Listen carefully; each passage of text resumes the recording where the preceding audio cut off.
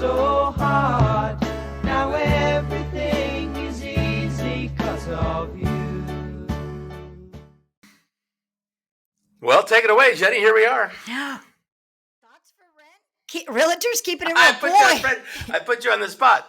She's used to me doing the intro. Yeah. Hey, welcome to Thoughts for Rent, Realtors Keeping It Real. I'm Max Zerflu, and this is Jenni McKenna. Now it's more the normal thing. Pressure-filled morning already. Plus, some team members were walking by our window, and I was saying bye to them, and it was like totally confusing. Sorry about that. Be ready. I'm a Boy Scout. I know. Be prepared. Be prepared. Proper preparation prevents piss poor performance. I like it. It's the 5 Ps, baby. All right. Anyway, here we are. I'm Max Zerflu, Jenni McKenna. We are Realtors Keeping It Real on this podcast called Thoughts for Rent. Primarily because Jenny is the owner-operator of McKenna Property Management, which is the premier property management company in Las Vegas. True that. And I am head of the McKenna team sales team at Keller Williams, one of the premier residential real estate agents in Las Vegas. And let's also say that McKenna Team Real Estate was established in 1978. Woo. You guys have been around for a while. You guys, you were the McKenna team. You built the McKenna team. It was my dad who started 1978, your father, 1992, you. Correct. 2005, me, and here we are. Yep. I wonder if any of our kids will follow in your footsteps for that part of it. I don't know. 2 of our children work for McKenna Property Management, your company. You could always transfer over into I really should say our company. It's a community property state. I'm married to you, so ba-ba-ba-ba. I couldn't do it without you, Max. I know. Oh. Behind every strong property management owner is a great husband. Oh, that's probably very true, I don't know if that's actually. a statement I've ever heard.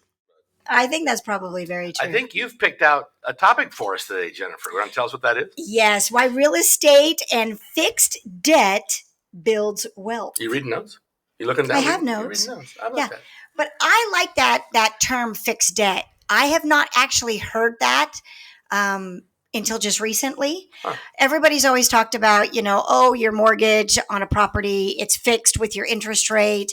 Well, you hope at least. Well, you want to get that. Yeah. I think if you're doing long-term investment, that's one of the things that you're going to look for. You're not going to want to do an adjustable rate mortgage, or you're not going to want to do something where you're not going to have that fixed debt.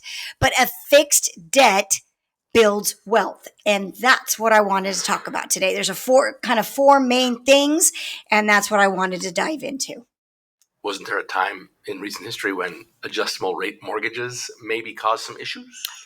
Yeah, it was called the crash? Recession Yeah, for sure. Yeah, fixed rate's the big way to go. So, take it away. How do you want to do it? Well, so basically, what I hear so often is, oh my gosh, Jenny, at least in Nevada, so we're speaking in Southern Nevada properties, Las Vegas, North Las Vegas, and then Henderson. In order to get into a pretty good property, a property in a good neighborhood, 3-bed, 2-bath, or a 2-bed, 2-bath with a garage, that would rent well, you're at about $500,000. Yeah, it's true. Yeah, like $425,000 to $500,000. That's a large number to think, oh my gosh, am I okay to go get a loan for an investment property that's $500,000? And I say yes. Let's look to the future. So, Max, talk to us on the real estate side what that $500,000 would buy you, and then we'll talk about how that can build the wealth. Well, I think you defined it. It's going to buy you a single-family home in a decent area that people are going to want to move into, that you could probably be using as a very positive rental. Couple-car garage, 3 or 4 bedroom, little yard, sort of middle of the road. I think the medium home price for real estate in Las Vegas is now in the 4s, mid-4s. So it's going to buy you a basic, average single-family home. Which is going to rent just fine. I mean, you don't have to go. You tell me. You don't have to go top level on a rental, meaning you don't have to deck it out with everything as if you were moving into it. But you can't, because if you do, you out market some of your tenants, right? Yeah, upgrades really help you get off the market quicker, but it doesn't really put more money in your pocket. Buy $1 million house or a $750,000 house because there's a bigger pool of renters for a $450,000 house than there is for $1 million house. Ding, ding, ding. Right? Yeah. Yeah. And I think the myth is too, is I have some owners that say, well, if I buy this $800,000 house, I'm going to get a better resident. I'm going to get a resident that's going to be a longer term resident. Not necessarily true at all. I mean, if they're buying or if they're renting an $800,000 property, if that's kind of what they like to live in, they very well may in a year or 14 months be out there buying their own $850,000 property. So I don't believe that when an owner says, oh yeah, go into those higher price range and you're going to get a longer term tenant. The fact of the matter is somebody who's paying $6,000 for $1 million home to rent it, they can lose their job just as easy as the guy who's renting the $3,000 rental house. Yeah. And you want to hear a secret too, Max? Sure. You're going to hear it right here on this podcast. Wow. Stand by. Drum roll. Yeah. We need to. With 20 years of experience, I'm going to share a secret. Do I need to sit down? You're sitting down. Oh, okay. Go ahead. Those that rent the $800,000 to $1 million properties, they are high maintenance. Okay. They demand everything to be top notch, fixed immediately. And if something's just making a little tiny sound, they want new appliances. They want all 6 burners to be perfect. They want every baseboard to not be nicked. They demand almost perfection. So be ready for that. So not if I have a property manager, great, they take care of it, but it could cost me more in maintenance and ongoing repairs and such, I guess. And I find that owners get frustrated with it because they're like, really? I have to pay a service fee to go out there because there's a little bit of a hum in my Sub-Zero refrigerator. The refrigerator's working fine, but the resident's just not happy with the hum that they hear. That's a new sound effect. Off topic alert. We're off topic, Jennifer. Okay, let's get back on topic. We're supposed to talk about fixed debt and building wealth. So you find you find that property, you buy it. Now, in today's market, if you have to get a mortgage, that interest rate that you're going to get, more than likely, unless you've got at least 45% down, you are going to not have your rent cover your full mortgage. Okay. You're just not. And that's 45% down? Really? It can be between, I'm going to say between 40 and 45. If you get to 45%, I'm very comfortable that we're going to be able to cover your mortgage with your rent. Okay. And remember, I'm talking about a mortgage that's going to be taxes, insurance, principal, and interest. The whole thing. The only thing I haven't incorporated PTI is your HOA. Principal, taxes, interest. HOA, I could take your payment up. But you're saying if you don't put a lot down, you might have rent that doesn't cover your mortgage. Well, that doesn't make any sense at all. Why would I do that? Why would I do that, people? That's the question. That's what I keep getting. So I keep having owners that saying it's the wrong time to buy, Jenny, because if I put my 20 or 25% down, I'm going to be out of pocket with the rent that you're telling me that house is going to generate. I'm going to be out of pocket $200, $300 a month. And your answer is, who cares? Buy it. Yeah. And this is exactly why we are talking about this topic.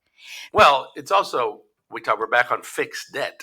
Correct. When you buy a house today, the house we've described, your mortgage payment is $2,700 and you're getting rent for $2,500. Okay. That's today in 2025. Correct. Now, this is a fixed rate, probably a 30-year mortgage, unless you're aggressive on a 15. So it's $2,500 is my payment today. $2,700 is my payment 2025. 2030, what's my payment? $2,700.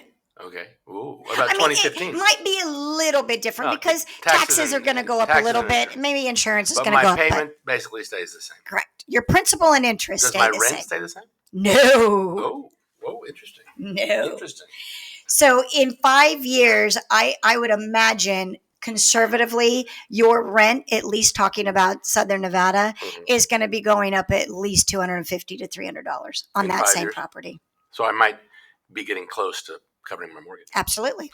I think rule of thumb is you should be getting pretty close to covering your mortgage on your second turn.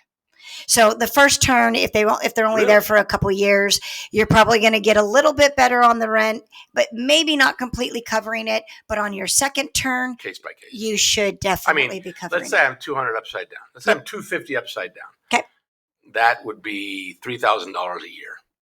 So if I was upside down $3,000 a year for 3 years, that's $9,000 that Correct. I pulled out of my pocket on top of my fixed thing. Correct. Now, within that 3-year time period, if property values increase an average of 3%, Which is low. which is low. But right now we're seeing a little bit of flattening out because we were so far ahead of the curve. Let's say it increases 4%. I'll go to 4. Okay. Can I go to 4? Sure, go to 4. So let's go. So I got a $500,000 house. It increases 4% each year. So now it increased. In 1 year it increases $20,000. Ding, ding, ding. Aha. That's why. So my value's increased. Yes. The rent I'm receiving is increased, but my payment's staying the same. Exactly. And guess who's paying the majority of that mortgage? The tenant. Correct. Or as we say here, the resident. Correct. We like to refer to our tenants It's as a no-brainer. residents. It's beautiful. But then why are so many people so nervous about the way the market is right now? Well, it depends on what kind of people you're talking about. If you're talking about savvy investors, they also don't purchase on that theory, by the way. Okay. Most home investors say don't invest in a property based on future increases or future value. Okay. And why not? They say invest only on ROI based on current values. I mean, I don't know why, but that's what a lot of your investors will do. But it doesn't make any sense because they can make a heck of a lot of money if they just kind of ignore that. Because right now it's harder to get that ROI because of where the interest rates and the payments land. So I don't know why. I think they should. I think everybody should buy a house. They should move into a house when they're young. They get married, whatever, or if they're single, buy a house. They should have their whatever job is and make money and keep going and save some money. Then buy another house to move into and keep that first one as a rental. Mm-hmm. That'd be a great way to do it. But what if you're already in your primary residence and you're loving it? You don't need it any bigger. You've done everything that you want to do to your property. And you want to stay there. And you want to stay there. You're not really looking like to do your neighbors. anything. Now, go out there right now and start investigating what your money can do. And just understand that rent's not going to cover your mortgage unless you're somewhere close to 45% down. If you can't do the 45% down, don't wait, because every year they wait, what's going to happen with that home price? If the interest rate goes down, the price will go up. Or even if the interest rate stays flat, there's a good chance prices will go up. Historically, 4% per year, 4% a year. You can go to the bank on it. Now, obviously, when the crash happened, properties that were worth $400,000 dropped down to $200,000. Many investors took the advantage, came in and took advantage of that, and they should. I think that's a great opportunity. They got a quick return, yeah. Yeah, that was wonderful. But the crash doesn't happen. That, in my life, as far as being in real estate since 1992, that's the only time I saw something like that. Would you consider this wall wood? No. What's kind of wood? Can you tap on it just for good luck? Yeah. We don't want it to happen tomorrow. Oh, I got you. Oh I got you tapping on. No, I mean, but in reality, even then, the crash happened. What would you do then to make sure that your property still was building wealth for you? Nothing. Keep renting it out, I think, is the answer. Yeah, don't Because sell the it during value- that time. The value, by evidence of what happened, comes back Yes. and goes higher. Yes. So that's when adjustable rate mortgages kind of killed a lot of people, because if they'd had fixed mortgages, they probably wouldn't have been so quick to either let them go back to the bank or short sell them. So that fixed debt is pretty key in this whole thing. And that's exactly why I want to talk about it, because I do think we're going to start seeing where banks are going to get creative, and they're going to bring back, because they always do, they're going to bring back some of those adjustable rate mortgages, or they're going to bring back fixed for 7 years and then jumping into an adjustable rate. So I would say that in order to truly build wealth, you should be looking at a 30-year fixed. Get the best interest rate that you can. I love some of these new builders that are doing like $20,000 towards interest rate buy downs. I think those are great. Take advantage of whatever deal is out there. But know this, you may be coming out of pocket, but all you're doing is creating a savings account. We may have somebody in our family who's coming out of pocket right now on her property. Yeah, no, she is. And it's hard for her. Yeah, it's just trouble. Generationally, she's like, oh my gosh. And, just write it out. Can I tell you one? This is about investors, but we can also talk about homeowners and people who own a house versus people who rent. There's a thing called a wealth gap. Correct. Right. So the average wealth of a person who rents. Average net assets is $10,000 of a person who rents. And the average net assets for a person who owns a home is $400,000. That's a hell of a gap. Yep. Now, a lot of that can be attributed to the fact that people that are homeowners might have higher paying jobs and might have better opportunities. And it also is that they chose to buy a property instead of rent. All you're doing when you rent is you're building someone else's wealth. Yep. So that's exactly true. It's huge. It's huge. Well, and right now the hot button is inflation. I hear it all the time on the news and in articles that I read. And the thing about inflation, when you have a fixed rate a fixed debt, inflation works in your favor now. Inflation's not the bad word anymore. Inflation is actually wonderful when your debt is fixed because everything else goes up. Your rent will go up, the value Food, of the eggs, gas. But I'm talking about like the actual what you just invested in will now go up. True. I mean, what else you got? I mean, it seems like it's a no-brainer. You can stop talking about it now? Is there more to it? Well, just my question then is why don't people do it? That's my question. Was that your question? That's my question. Wow.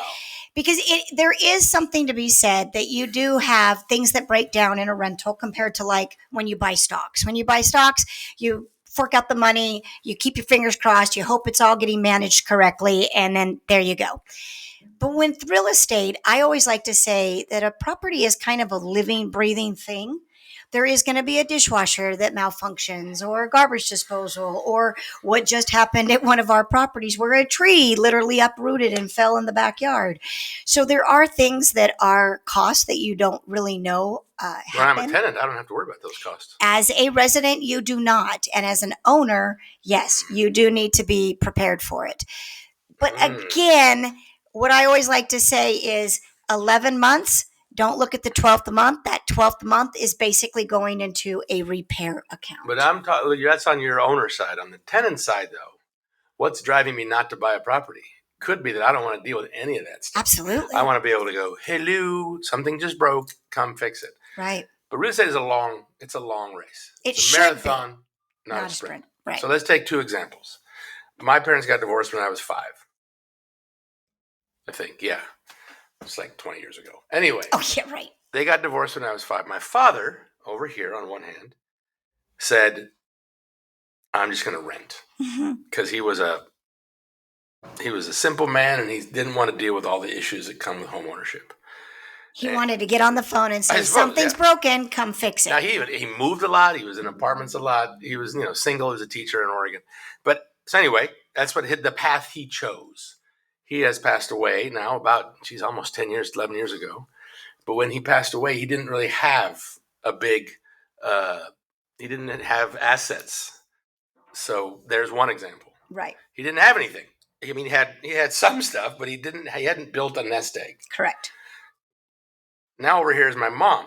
Well, also, if he had lived longer, he had passed 10, 11 years ago. Yeah. If he had lived even to this day right now, he may be out of money. Correct. His children would probably be having to help him possibly live because he had a retirement with the teachers thing. But anyway, that's true. But inflation you never know. Hurts that. You never know. Yeah. So that's the guy that rented for, I'm 59. That's 54 years ago. Yep. Say he died 10 years ago. That's 45 years he rented. Yep. Didn't build up a nest egg. And my mom, after she got divorced, she remarried, but has always owned a house. Correct. No matter where she went. She's now in her 80s. And, she has now built up a huge nest egg of wealth because she chose homeownership over just renting. And I life is different for everybody. And we're not going to tell people how they're going to live their life. But at the end of the game, when you're kind of retired and you're chilling, wouldn't you like to have a pretty big nest egg available to you? I agree because it is less stress. Because when you are to a certain age, you have less energy. You don't want to exert as much. You don't want to start over. You don't want to do those kind of things. You've kind of already done that, been there. So if you can think about it now and create these wealth opportunities, which real estate is one of them, then you will be able to sit back as a retired individual and do what you want to do without the stress. And I think that is the biggest thing that people are missing. They're thinking only for today. They're not thinking long term. It's not even that hard. It's not difficult. It's not. It can be It scary. can be stressful, maybe, you know. Well, in all fairness, I came from a family of realtors, my dad. So the first thing I wanted to do when I graduated high school was buy my first piece of property, which I did. It was like a little studio. And, that was a wonderful thing. And we got a great deal on it. We assumed a loan, yada, yada. I was never scared to spend at that time $80,000. Yes, it was a huge number in 1989, but I wasn't scared of it because I watched my dad do it. I watched many people that my dad interacted with. Plus, you were assuming a loan. You weren't spending $80,000. I was just assuming the loan and taking over the payments, right? Which is a good way to start. Pretty cool. Yeah. So I just think that you got to look at it from the standpoint of what is that fixed debt? Can you afford the fixed debt and allow this resident to help pay that fixed debt? Mm-hmm. And as long as you've got all that worked out in your head, then this $500,000 investment is not so scary. We do have a culture where people like to spend money right now. Yeah. Not on homes. Right. But on other stuff. A lot of other stuff. You don't shop hardly at all, so I'm sure you can't equate to it.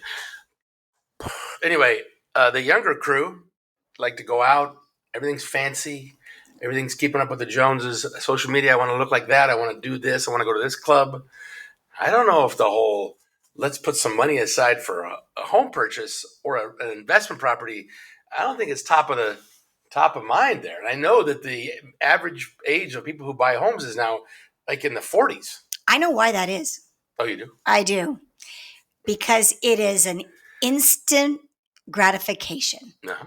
And instant gratification is, let's go do this that might only cost $5,000 and then blast it everywhere and tell everybody how great that was, rather than thinking, let's take that $5,000 and put it over here into a house fund, and in 3 or 4 years, go put a down payment down.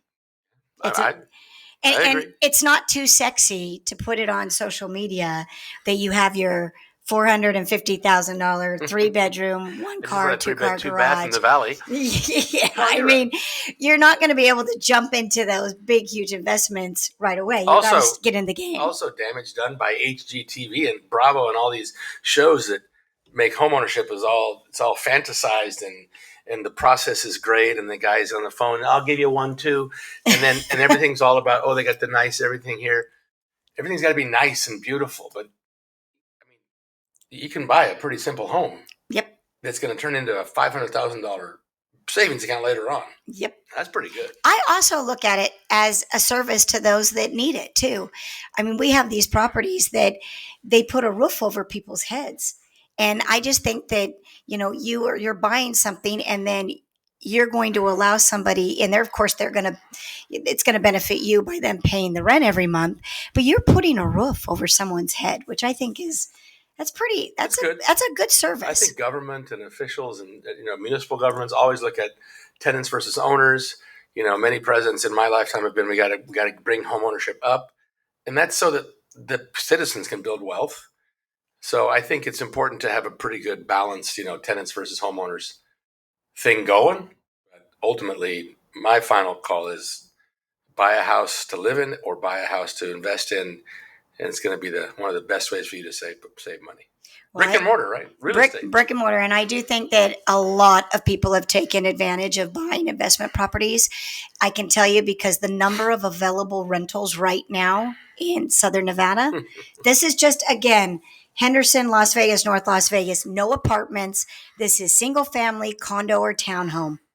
4,400 available properties. That's a huge number. That's a lot. Yes. Just to give you an example, 3 years ago, we were right around 1,800. Oh, jeez. People have taken advantage of this.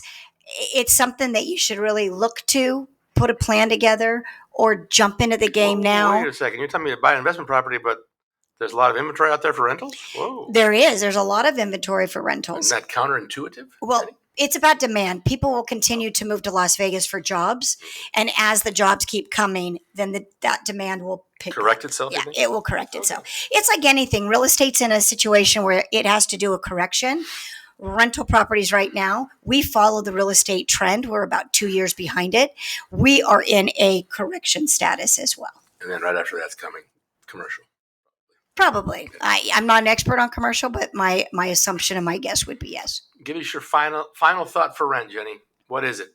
What's your final? Figure out how to buy your first investment property.